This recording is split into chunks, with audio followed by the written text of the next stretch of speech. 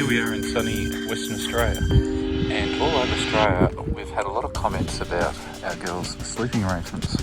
They sleep in swags, which is basically the green bit here. It's a long tube bed like, and but we modified a bit. We've got it off the ground on stretchers, as you can see underneath. Both of them have got stretchers, but we also put a tarp over the top, and it's got a single pole at the front. It's not connected to anything except the tarp. It's got a pole that goes from one end down to here, and then we have a single pole at the back. And the tarp is tied to a stretcher usually, or pegged to the ground, and usually keeps everything quite dry. The rain doesn't fall underneath there. Usually we have it a bit further forward. The other thing we do with the swags is these are meant to be on the ground. They can actually be fine in the rain, but it's got quite a thick plastic at the bottom, which often creates a bit of moisture underneath the mattress, we've noticed. So we put a couple of blankets underneath. It also helps them keep warm.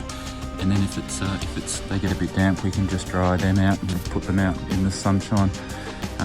If it's raining when we go to pack up, we can actually pack up the swag underneath the tarp, and the swag remains dry the whole time.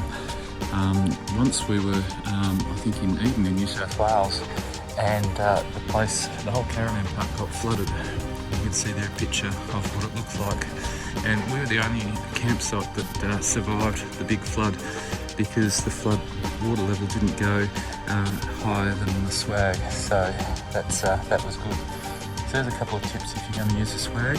If it's windy, we've actually angled the tarps for the wind, and if it's really windy, we'll peg the tarps down to the ground. And we've never had a problem. Sometimes we put both swags together under one big tarp.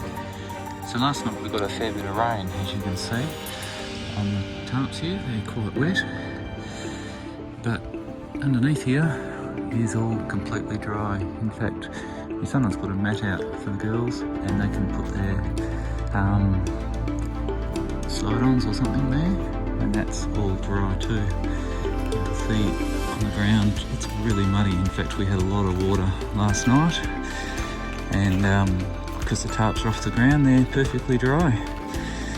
The only thing you've got to be careful of is that water doesn't pool on the tarp.